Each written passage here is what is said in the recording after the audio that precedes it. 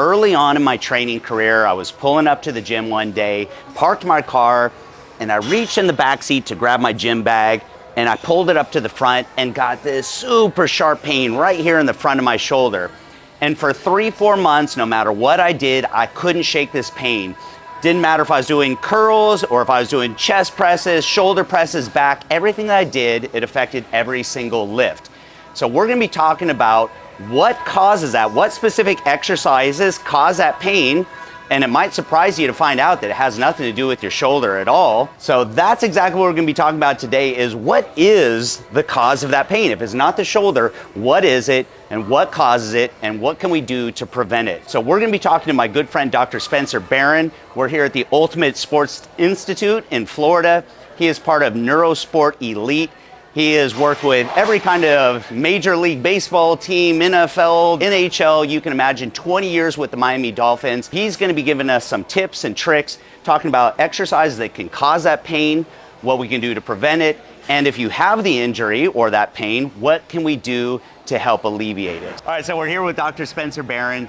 So, Doc, let's first talk about what is it that's actually causing that pain. If it's not shoulder pain, then what is that? Big misconception. What happens is the bicep, actually the long head of the bicep, bi meaning two, so the long head reaches past onto the shoulder. So when you stretch, you're actually stretching this small tendon, and it's really going under a lot of strain, especially if your arm is straight and you're reaching way back behind thinking that you're gonna get a really good pec stretch. You're actually aggravating the bicep tendon, the long head. So now that tendon sits in a groove. Bicipital groove. Bicipital groove. And then over the top of the bicipital groove, so the tendon's about this big, and it lays right on the humerus or the arm bone. And what's important is to keep it in place, there's a small ligament that lays over the top. And if you irritate it enough, now not only do you have a tendon strain of the bicep, but you also have a ligament sprain because you've irritated the very thing that anchors the bicep tendon into there. So as we move our arm, there's the possibility for that tendon to rub on either side of that groove, which is causing the irritation, the inflammation, which ultimately leads into tendinitis. Exactly. Chronic tendinitis. Big time. Which can last a long time. And makes you think it's the shoulder when it's really the bicep. So let's talk about, in a gym environment, what are some common exercises that cause this kind of irritation? So you talk about one, which is straightening the arm. So we're right here at a cable machine. So I'm assuming doing, say, like a cable fly or even a dumbbell fly would cause it. So let's show wrong technique and how to correct it. Got it. Now, people think to come forward from the machine so you get this great stretch to the pec, but what's happening is you're putting a lot of strain on the bicep right here. The moment that hand goes past the body, like this, he puts that bicep tendon under strain. Now, let's go ahead and do a rep. That's perfect rep from here to here. That would be the correction. The correction would be to bring the arms forward again, bend a little bit, and then come in like this. You're getting the pec, you're squeezing down on the pec. The moment you come right parallel to the body is when you should go back forward again. There's the perfect rep right there. The moment that arm passes the body, that's when it strains the bicep tendon.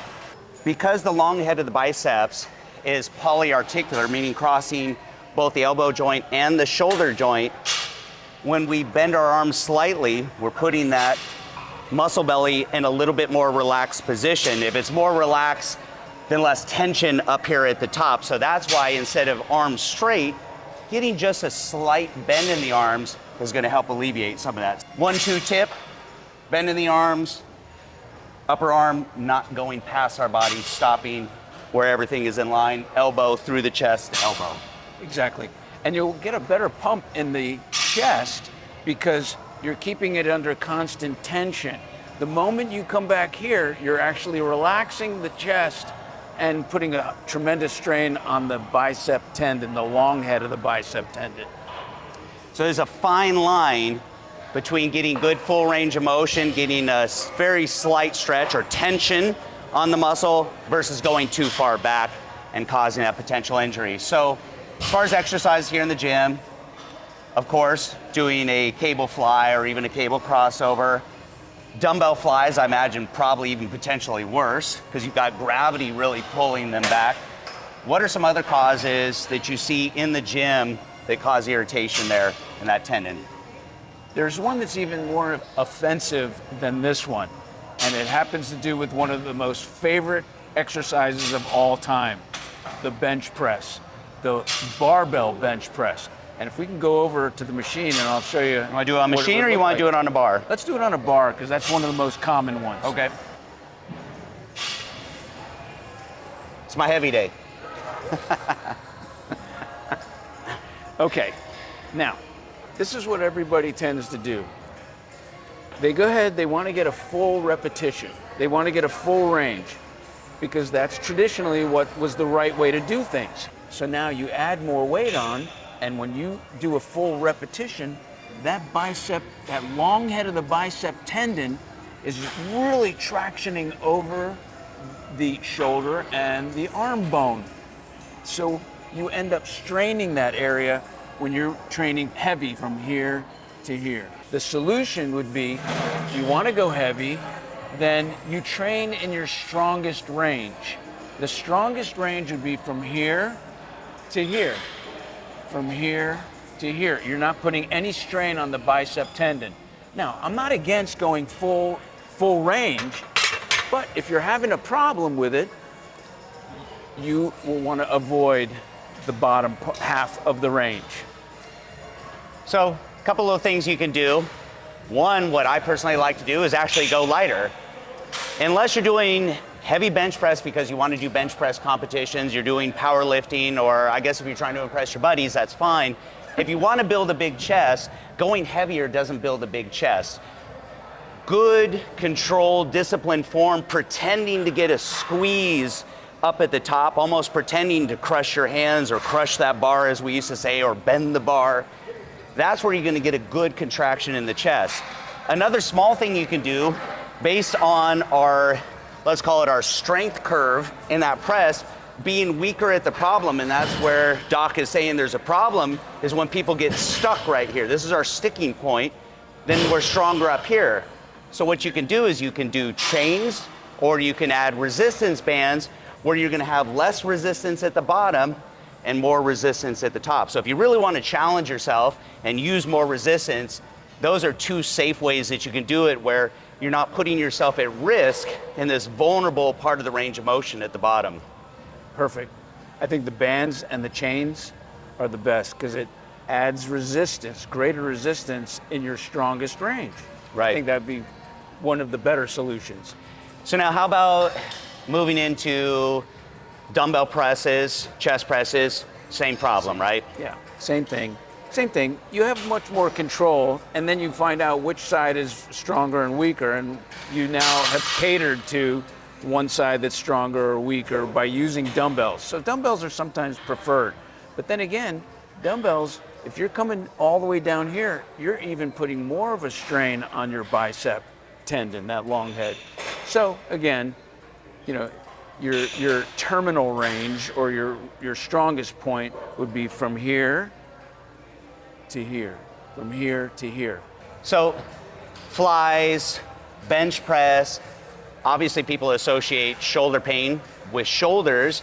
Are there any shoulder movements specifically that can cause aggravation of that long head of the biceps or the tendon? Also, if we want, we can go through a couple of barbell or even dumbbell shoulder presses and do them the right way. All right, let's do it.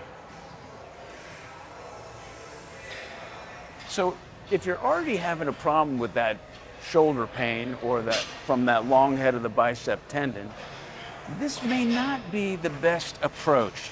Biomechanics wise, once again, you are putting some stress and strain on the long head when you're coming all the way down.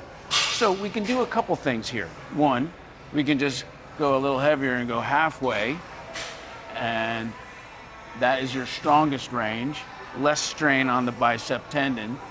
Or we can do the old time style of Arnold presses. So Arnold presses is biomechanically one of the most fantastic shoulder movements, because as you come down, you put less strain on the bicep tendon by rotating the arms forward like that. So this is ideal. What do you think? Oh, you're getting a pump as it is. Yeah. Right? So whether I do Arnold presses, or even if I'm going to do a shoulder press, I like to bring my elbows forward just a little bit. It's a much more neutral position. What you see a lot with shoulder press, whether it's dumbbells or with its bar, especially if people try to do behind the neck presses, which I'm not a big fan of, when you do that, you're really bringing your arms or your elbows really far behind your body. And when you do this external rotation of our arm, think about that groove in the humerus, this bicipital groove. So as we rotate and then we pull those elbows back, you can imagine how that tendon is rubbing against the edge of that groove. So for me, coming to a much more neutral position, and then it's a smaller range of motion, because if you're trying to train your delts, anything above this is really just a lot of traps. One other side note, even though we're really focused on the shoulder, but you did mention a really important point. Probably one of the worst things you could do for shoulder training is try to come back behind, where they don't even do that much anymore, where they put the bar back behind the neck and hoist the bar up. You're putting not only a tremendous amount of strain and torque on both shoulder joints, but you're also trashing the neck, because to clear the bar, you got to move your head forward at the same time that weight is pressing down.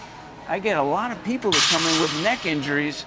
I don't even see, they don't even do that in the NFL or Major League Baseball anymore with any kind of training like that, behind the neck pressing. Look, here's the disclaimer on behind the neck presses, or people who like to do behind the neck lat pull downs. Can some people get away with it? Yes, some people can get away with it. Not everyone can. If you like it and you can get away with it and it's not causing you injury, I guess have at it. Do I recommend it? Not really. You know, risk versus reward, for most of us, probably not there. You could safely get a great training session with what we just talked about and reduce the chance of injury, especially to the shoulder. Now, what about the person who already has this pain? What are some simple things that they could do to help alleviate it? Because I know when I had that problem, it took a long time for it to heal, and it really was an impediment to my training. It set me back. I was really, impaired in what I could do because of that. I'll tell you, the most important thing you can do is start to take care of it before it becomes a bigger problem. Yeah. So many people think, oh, it'll go away, let me rest, let me take an Aleve or a Motrin or Advil, which would be the wrong thing to do, because now you're turning off the fire alarm and not putting out the fire. So everything that we just talked about biomechanics-wise, how to manage your body movement is ideal. But what happens if you're already stuck with a little bit of a soreness or ache or pain? Simple. Aside from changing your body movements or mechanics, you could take an ice pack when you get home. Put an ice pack over the top. 10 minutes is actually sufficient. If you do that multiple times, the long head of the bicep tendon is pretty superficial. Well, maybe not on this monster-sized deltoid, but underneath there, you can cool it off and calm down the inflammation. So one little trick that you told me that I think is a good one, taking just a regular bottle of water and freezing it, and actually you can get the combination then of ice and massage at the same time. Yeah. Digging in there a little bit. Let me modify your approach just a little bit more so you can really get an effective therapy at home. Take a styrofoam cup or a paper cup, fill it with water, a little bit below the top, put it in the freezer. So when it freezes now, you take it out and you tear about this much of the top off. Now you have something called ice massage. And you manually rub it over the bicep tendon from here to here. Rub it over. Why is that better than an ice pack? It's because you can actually increase temperatures greater by moving it over. Make it colder. Make it much colder. Did I say increase temperature? I meant decrease the temperature. Thank you. Increase the intensity of the coldness. There you go. There you go. So by doing that, you cool down the tendon, and it ends up feeling less inflamed. So let's say everyone's doing the right things. They're coming in here, they're modifying their movements to try to minimize the risk of injury. They're doing, if they have the injury, they're doing their ice. I know a lot of people think they're gonna stretch their way out of an injury, so let's talk about that real quick. Yeah. The do's and the don'ts and the risks. Well, think about this. You know, James, you know that now you've aggravated it by bringing the arm back here and then, you know, doing your whatever pressing movement or fly or what have you. So now this is actually a stretch, but you're also pulling the tendon and then you're forcing it against resistance. Why are you going to do the same stretch or the same movement on a tendon you just trashed in the same position? Exactly. Right? So is stretching good? Yeah, it's okay, but I'm big on warming up. Warming up, what would warming up look like? Lightweight, the same motion, but you're now working all the intrinsic muscles and you're warming them up, preparing them for a heavier lift. One of the things that I make sure that I do, anything that requires movement at the shoulder, whether it's bench press, any kind of shoulder movement, back movement, I always do a really light set of biceps curls, just get everything warm and loosened up, considering that is the source of aggravation. I know we all hate warming up, but it's probably one of the easiest things that we can do to prevent injury. And when we talk about, you know, building muscle or progress, everyone wants to talk about progressive overload, which the core of that is progress. You have to look at net progress. So what are your gains minus all your setbacks, meaning injuries, and then that's your net gain. So if you can avoid some of these common injuries or pitfalls, you're gonna be much further ahead. So just simply taking the time, 2 minutes just to warm up, loosen up, do some shoulder circles, get some of the synovial fluids in the shoulder going, get everything loose and moving before we grab really heavy weight and start creating a bunch of tension and stress. Full disclosure. Yeah. You ready? Do you stretch? No, I don't stretch, I warm up. Right on. Warming up, which means, again, doing the same movement you're going to engage in at full capacity, but you go real light and go through the ranges because you warm up. So I don't stretch, you don't stretch, but we warm up. Stretching is best maybe at the end when you're done. Yeah, and I do more stretching, not so much for the muscle, but for joint mobility. It's important to take joints through their full range of motion. So yes, I do it at the end of my workout when I'm already warm and already loose. The worst thing that you can do is stretch at the beginning of your workout when you're cold. Well, there you go. Long head of the biceps, not your shoulders. Next video would be interesting to dive into the rest of the shoulder. As the doctor mentioned, there are other small muscles in our shoulder, which we call our rotator cuff. Different movements, especially with arm position, where our elbow is in relation to our body, can cause irritation in those tendons. It's not necessarily the muscle. People think I've got a tear in the muscle. Usually it's tendinitis. Usually it's an irritation in the tendon. So we'll dive into that next, and we'll just start tackling some of these common gym-related injuries. Maybe we'll dive into elbows. I think that's a big one for a lot of people. Of course, knees. So appreciate it. Appreciate the insight. Pleasure. Figure I'd give you guys access directly to the doc because I think we all have these questions. It's actually pretty easy when you know and we cut straight to the chase and give you some ideas of what you can do right away to make a difference and get the gains that you want. You want to know what the biggest thing you can do? Stop ego lifting. Stop lifting heavier than you should be lifting. Focus on really good form, good contractions in the muscle. I think if people just have this tendency to come in here and pick up really, really heavy weights, and usually it's to their detriment. I love the ego. I never even heard that before. No? Ego lifting. Yeah. But we've all had that moment where you look over and you go, oh man, I got to do more weight than that guy, or girl for that matter. But, when you get control of that, form is everything. Yep, cool. Doc, Oh man. appreciate it. You bet.